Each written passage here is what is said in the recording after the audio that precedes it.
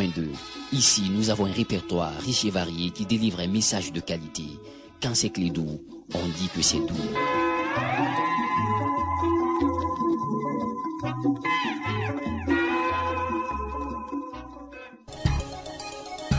Le sport, les infos, la musique, l'actualité, le tout tamisé et servi à chaud pour vous sur Radio Clédou.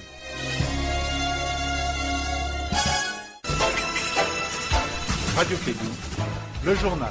Avec Sotelma Malitel. Mesdames et messieurs, fidèles auditeurs, un coup sur le Clédou de la matinale, on vous dit bonjour, bienvenue et bon réveil. Musulmans croyants, bonjour et bienvenue. Musulmans croyants et pratiquants comme moi et papa, bonjour et bienvenue. On vous dit merci d'avoir choisi Clédou, vous avez fait le meilleur choix, vous serez servis. Et quand c'est vendredi, c'est la prière, c'est la pitié, c'est la retenue, la bonté, la solidarité, la complémentarité, la vérité et la dignité. Voilà des éléments qui caractérisent un homme parfait. Et comme il n'existe pas d'homme parfait, il est perfectible, il est là, il va se perfectionner en présentant le journal de 7 heures de ce matin. Il s'appelle Moussa Papa Blaedara. Il a plus de l'assurance dans la présentation, il est à l'aise maintenant, alors il va vous le démontrer, n'est-ce pas papa? Bonjour Abdoulaye Ondan, bonjour à toutes et à tous. Merci de nous rejoindre, bienvenue dans cette édition dont voici les principaux titres. Un vendredi pas comme les autres, une bonne nouvelle pour le football malien. Un accord a été trouvé hier soir entre les protagonistes de la crise du football malien. Ainsi, le comité légal dirigé par le général Aboubacar Baba Diarra est remis dans ses droits. Il doit reprendre service dès ce vendredi. Les enseignants étaient hier de nouveau dans les rues à Bamako et à l'intérieur du pays. Ils exigent toujours l'application du procès verbal de conciliation signé le 8 janvier 2017. De la prison à vie pour Hissène Habré, le verdict du procès en appel de l'ancien dictateur tchadien est tombé hier. Il a été condamné à l'emprisonnement à perpétuité pour crimes de guerre et crimes contre l'humanité par les chambres africaines extraordinaires. Le pape François est attendu ce vendredi au Caire pour une visite éclair d'un jour et demi.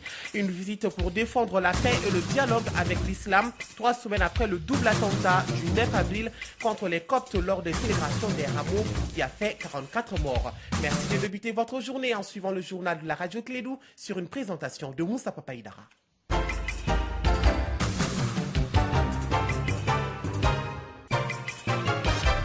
Bienvenue à tous. Nous commençons cette édition par le sport. Cette bonne nouvelle, un protocole d'accord a été signé tard dans la nuit à la primature entre la FEMAFOOT et le collectif des clubs et ligues majoritaires. La cérémonie s'est déroulée en 2 temps. La signature du document entre Baba Diarra, président de la FEMAFOOT, et Mamadou Dipa Fane, président du collectif. Puis en second temps, le document signé a été remis au Premier ministre Abdoulaye Idrissa Maïga. Voici en quelques lignes les points saillants de l'accord.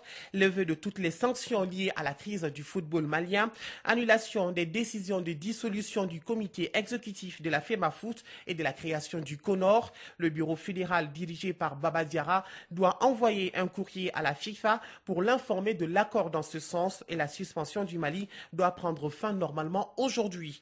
Le bureau dirigé par Baba Diarra doit prendre rapidement un acte pour l'Assemblée générale au plus tard dans 45 jours pour la mise en place d'un nouveau comité de normalisation qui prendra en charge la gestion du football malien jusqu'aux futures élections. Reprise également des élections à Bamako et à Ségou dans les semaines à venir. Le Djoliba AC et les 11 créateurs de Nyarela seront indemnisés pour les disqualifications, suspension de tous les recours judiciaires tant au plan national qu'international. Alors vous aurez plus de précisions à partir de 7h50 avec Bakary Sissé.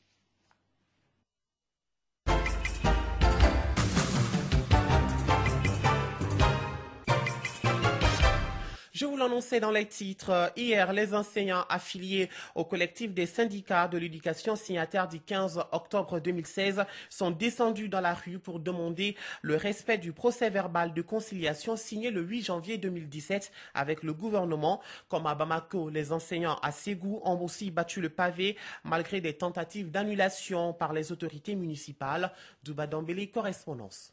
Les enseignants de Ségou avec cette marche viennent de démontrer qu'à Kervaillant, rien n'est impossible. Nombreux ils étaient Ils étaient engagés à présenter aux Ségoviens que les enseignants aussi sont des Maliens. En tout cas, c'est ce slogan qui était inscrit sur la grande banderole tenue par des enseignantes au devant de la marche, encadrée par des agents de la police des 2 arrondissements de Ségou. Pourtant, le maire de la commune urbaine de Ségou, Nouhoum Diarra, avait tenté de demander aux marcheurs de s'asseoir à la marche, dit au fait qu'aucune autorisation n'avait été donnée aux organisateurs de la marche. C'est pourquoi cette marche, partie de la grande porte de l'académie d'enseignement de Ségou, avait été bloquée par la police au niveau du 1er arrondissement. Malgré tout, cette marche va se terminer devant le gouvernorat de Ségou, où les enseignants ont exprimé leur engagement à poursuivre la lutte. De Ségou, Douba Dambélé pour la radio Clédou.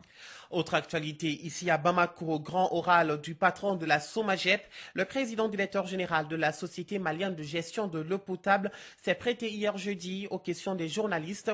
Branchement illicite, qualité de l'eau, approvisionnement en eau potable des populations, desserte des nouvelles villes, dispositions prises durant la période de forte chaleur. Voici quelques préoccupations soulevées par Boubacar Kane, le président directeur général de la SOMAGEP SA.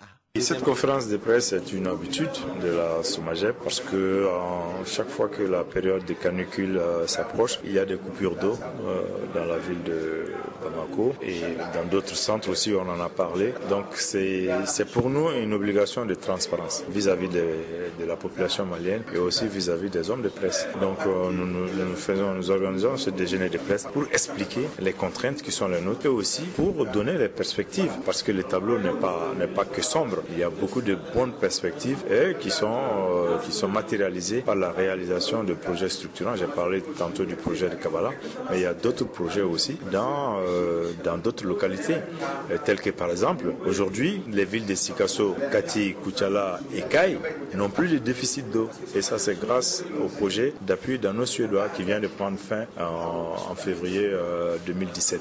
Il y a également d'autres projets dans d'autres villes, surtout dans le centre du Nord. Boubacar Kane, le président directeur général de la SOMAGEP SA, qui répondait aux questions de Mamadou Kane. L'ambassadeur de la République fédérale d'Allemagne au Mali a accordé une interview à Clédou Info dans laquelle il est revenu sur les grands sujets du moment. Présence allemande au Mali, situation au nord, immigration ou encore Azawad, tout y passe. Mamadou Kane nous fait le résumé de l'entretien que lui a accordé Dietrich Becker. C'est un Dietrich Becker très détendu qui nous a reçus sur lui dans sa résidence. C'est fait un connaisseur du Mali, s'exprimant parfaitement bien en français, ne mâche pas ses mots dès lors qu'il s'agit de livrer son opinion sur des sujets aussi variés qui diffèrent. D'entre des jeux, l'ambassadeur allemand précise que son pays n'a aucun intérêt économique ou géostratégique au Mali. Nous sommes ici pour le développement intégral et la stabilisation du Mali. Notre mission s'arrête là, souligne-t-il. Sur la présence militaire allemande au nord du Mali, le représentant de la chancelière Merkel reconnaît que dans le cadre de l'amunissement, l'Allemagne a un gros contingent militaire, notamment basé à Gao. C'est sur une demande du Royaume des Pays-Bas que nous avons déployé nos forces en parfaite collaboration avec leurs homologues néerlandaises. Nous apportons notre expertise dans le processus de stabilisation du Mali, signale le diplomate allemand, l'air serein. Pour moi, l'Azawad reste un terme géographique, point. L'Azawad, c'est comme les Bélédougou, les Ouassoulou, les Kénédougou ou encore les Massina. Je ne crois pas qu'il faille amener le débat sur un terrain politique, confesse Dietrich Becker. Autre sujet, l'immigration. Il y a environ 2000 Maliens, dont 400 en situation irrégulière, qui vivent en Allemagne. Mon pays n'a aucun problème avec les migrants maliens qui l'ont choisi pour y vivre ou pour y travailler. Mais ceux qui ne sont pas en règle sont rapatriés. C'est la loi, précise l'ambassadeur de la République fédérale d'Allemagne au Mali. Avant de conclure, la France se trompe si elle pense qu'elle peut créer un émirat au nord du Mali. On dit qu'il y a du pétrole au nord. Mais jusqu'à preuve du contraire, nous n'avons rien vu. Fin de citation. Merci bien, Mamadou Kane. 7h09, nous passons à l'actualité étrangère.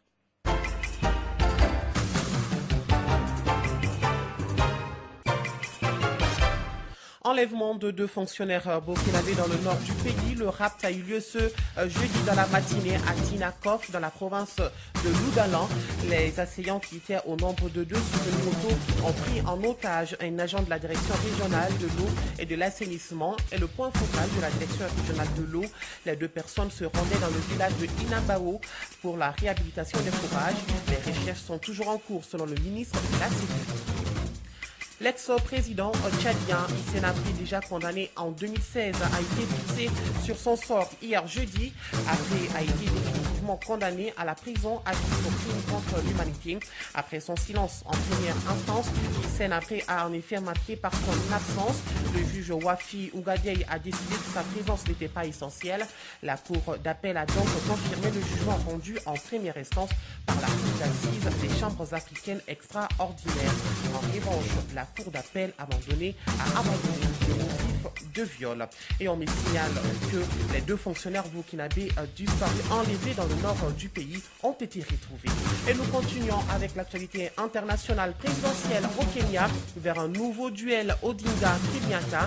La coalition d'opposition a désigné donc Raila Odinga pour être son candidat lors de l'élection présidentielle en août prochain. L'ancien Premier ministre retrouve le président Uhuru Kenyatta après les duels qui les avaient déjà opposés lors des présidentielles de 2013. Le mouvement islamique du Nigeria se mobilise pour dénoncer la longue détention de son leader Ibrahim Zakzaki. Cela fait 700 jours que ce responsable religieux est en détention. Le pape François en visite ce vendredi en Égypte. Il rencontrera le chef de l'institution la plus importante du monde islamique ainsi que les dirigeants de la communauté chrétienne envoyés par la nation. La présence du pape au Caire devrait permettre de donner une impulsion nouvelle au renforcement des relations entre la grande institution sunnite, le Vatican, après une brouille sous le pontificat de Benoît XVI.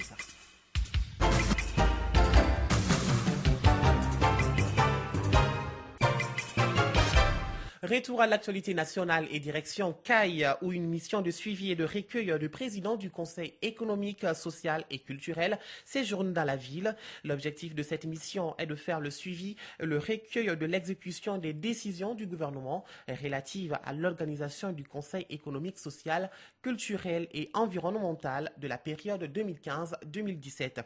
À cet effet, écoutons Boulkassouma Aïdara, le président du CSE.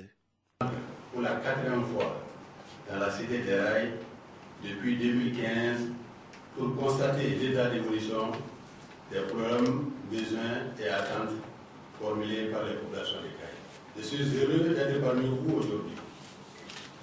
Dans le cadre d'une mission constitutionnelle du Conseil économique, social et culturel, pour cette mission, nous serons toutes oreilles pour prendre connaissance de l'exécution des décisions du gouvernement relatives à l'organisation économique, sociale et culturelle dans la région des CAI. Et comme le dit un adage chinois, mieux vaut voir une fois que d'entendre 100 fois. Mais, compte tenu de l'étendue du champ d'application des statistiques, je propose que nous examinions au cours de cette mission les décisions du gouvernement exécutées ou en cours d'exécution, mentionnées ou pas dans les recueils durant la période 2015-2017, comme entre autres les grandes décisions prises par le gouvernement en matière économique, sociale et culturelle en vue d'améliorer les conditions de vie de nos populations, comme par exemple la construction du deuxième pont des CAI qui revenait de façon récurrente dans différents recueils. Qu'il me soit permis de saluer et féliciter cette volonté politique du président de la République, son Excellence M. Ibrahim Boubacar Keïta, et à travers lui, l'ensemble du gouvernement. À l'instant, Boubacar Boulkassouma Aïdara qui répondait aux questions de Boubacar Niane, notre correspondant à CAI. À Bamako, une rencontre de 2 jours se tient entre les acteurs du coton malien et ceux venus du Burkina Faso et de la Côte d'Ivoire. L'objectif est de chercher des voies et moyens pour rehausser le taux du coton qui est transformé qu'à 2% seulement dans notre pays. La rencontre est initiée par l'AJVC, l'Association des jeunes pour la valorisation du coton. On en sait plus avec Mariam Kouyaté. L'Association des jeunes pour la valorisation du coton au Mali veut rehausser le taux de transformation du coton qui est à 2% à un niveau acceptable de 15 à 20% dans notre pays. C'est dans cette vision qu'un colloque de 2 jours est organisé à l'intention des acteurs du coton. Abdelrahman Si, président de la dite association. Ok, ces 2 jours d'été seront juste des travaux. Nous allons faire le bilan et les perspectives de chaque département. La chaîne de la valorisation qui comprend les cotonculteurs, c'est-à-dire la production de coton. Également, les deux secteurs de la valorisation qui sont les secteurs industriels et les secteurs artisanaux vont nous présenter leurs travaux. Et ces travaux permettront maintenant de savoir l'impact, c'est-à-dire le bilan actuel de la vision de la valorisation du coton au Mali. Bon, alors le bilan actuel, comme vous le savez, le Mali est toujours arrêté à 2%. C'est-à-dire sur les 100% du coton, nous ne valorisons que moins de 2%. Et notre vision, c'est de pouvoir aller à 15%, parce que le gouvernement du Mali a pris des engagements au niveau de la CEDEAO et de l'UEMOA de pouvoir transformer. Mais nous, pour l'instant, nous n'arrivons pas à les faire. Et comment? Maintenant, ces travaux permettront maintenant de pouvoir mieux orienter la politique nationale portant sur la valorisation du coton. A signaler que des experts venus de la Côte d'Ivoire et du Burkina Faso, 2 pays de référence dans le secteur du coton, prennent part à la rencontre. Après les 2 jours de travaux, les recommandations seront soumises au gouvernement malien et aux partenaires techniques et financiers afin qu'ils prennent à bras le corps la valorisation du coton au Mali. Mariam Kouyaté sur Clé 2 Info. Et sachez que demain, 29 avril, est la journée internationale de la danse. Et justement, la radio Clé 2 vous aide à commémorer cette journée à l'occasion de la 9e édition de la soirée salsa. Ce rendez-vous annuel que vous offre l'émission Ritmo Cubano. La soirée se tiendra à l'espace Dunia du Grand Hôtel de Bamako, animé par l'orchestre Taras et ses Tarasinko. Mamadou Doumbia est le président de la commission d'organisation. C'est certainement pour permettre aux nombreux auditeurs de venir se récréer avec nous, de nous retrouver, de retrouver tous les animateurs, tous les journalistes, tous les techniciens de la radio Clédou qui ont entendu à travers des émissions. Et là, chacun d'eux va parler et se présenter dans un petit laps de temps. On peut dire la dénomination même que c'est la sauce. C'est-à-dire c'est des ingrédients qui se sont retrouvés. Ce n'est ni le tango, ni le bolero, encore moins que sais-je. C'est un rythme dans lequel tous les âges se retrouvent. Toujours Taras qui sera relayé par la platine. Et en ce moment, c'est le morceau phare reconnu au niveau de ce rythme-là qui constitue la salsa. Mais l'innovation de taille, c'est que cette année, on a rabaissé carrément les prix. Ce n'est nullement pour aller à la quête de l'argent. Aquella mulata, sepárala también. Sepárala también, sepárala también, sepárala también. Et voilà, soyez-en sûrs que le temps est déjà donné dans ce studio. Rendez-vous demain donc pour la soirée salsa. Comme le dirait l'autre, entrer 15 000 et sortir cadeau. Voilà. Voyons à présent la couleur du temps. Le ciel sera clair à peu nuageux sur l'ensemble du pays, excepté les régions de Tombouctou, Taoudéni et Kidal, où il sera clair à peu nuageux. Les vents seront de direction sud-ouest d'intensité faible à modérée sur l'ensemble du territoire, excepté les régions de Tombouctou, Taoudéni et Kidal, où ils seront de régime sud-ouest. La visibilité donc sera moyennement réduite par la poussière en suspension dans les régions de Tombouctou, Taoudéni, Kidal, Gao et Menaka. Environ 5 km et bonne sur le reste du pays. Des orages isolés accompagnés de pluie se produiront en fin d'après-midi ou la nuit dans les régions de Kaye, Kourikoro, Sikasso, Ségou et les parties sud de celles de Mopti, Gao et Menaka. Les températures seront assez stables sur l'ensemble du pays. Quant au district de Bamako et environ, le ciel sera peu nuageux à nuageux avec un vent de direction sud-ouest d'intensité faible à modérée. Des orages isolés associés de pluie interviendront en fin d'après-midi ou la nuit.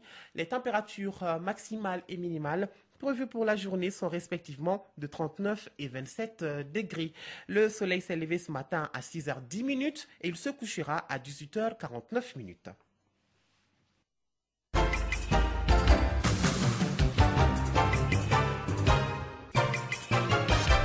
7h18, merci à vous d'avoir suivi ce journal qui vous a été présenté par Moussa Papaïdara sur une mise en onde d'Abdoulaye Andane. Vous pourrez retrouver ce journal sur YouTube et sur les www.info-mali.com. Alors, votre pensée du jour. La patience avec la famille, c'est l'amour. La patience avec les autres, c'est le respect. Et la patience avec Dieu, c'est la foi. Sur ce, je vous souhaite une très belle journée. Je souhaite une très bonne sortie. Vous avez dit que le temps est donné dans le studio. Papa est un excellent danseur, mais quand il est assis, c'est ce que j'ai découvert. Radio Kédou, le journal. Avec Sotelma Malitaire.